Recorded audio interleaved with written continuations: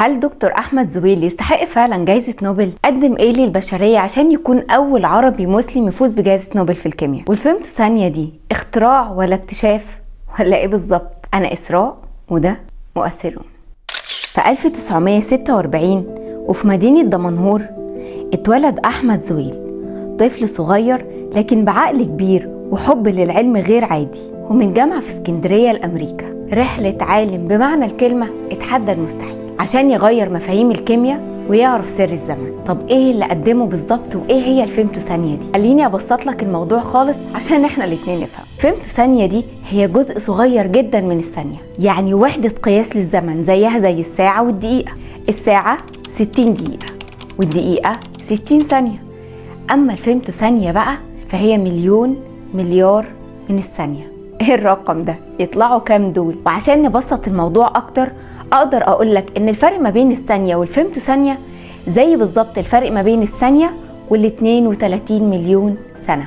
ودكتور احمد زويل اخترع جهاز بيصور بسرعة الفيمتو ثانية، والجهاز ده هو اللي اخذ عليه جائزة نوبل. ودي حاجة قلبت الدنيا في وقتها وفتحت باب الفضول للعلماء في عالم كان مجهول بالنسبة لهم. خلى العلماء يفهموا ازاي الجزيئات بتتفاعل، وبقوا يشوفوا التفاعلات الكيميائية واللي بتحصل في جزء صغير قوي من الثانية كأنها ماتش كورة. ولما شافوا وفهموا التفاعلات دي ظهرت اختراعات كتيرة قوي في مجالات مختلفة زي الطب والإلكترونيات وعلوم الفضاء. فمثلا ساعدت في كتير من العمليات الطبية اللي كانت مستحيلة قبل كده.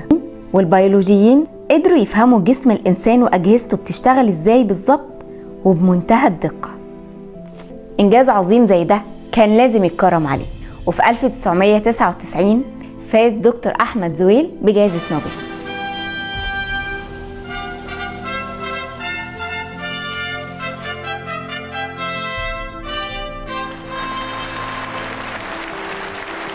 دكتور أحمد زويل ابن دمنهور خريج كلية العلوم جامعة اسكندرية هو أول عربي مسلم يفوز بجائزة نوبل في الكيمياء.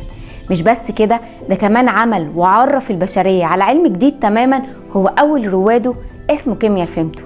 وكمان كان أحد مستشاري الرئيس الأمريكي للعلوم والتكنولوجيا، رقم 9 في قائمة شرف الولايات المتحدة، واللي بتضم 29 عالم بس ساهموا في بناء النهضة الأمريكية.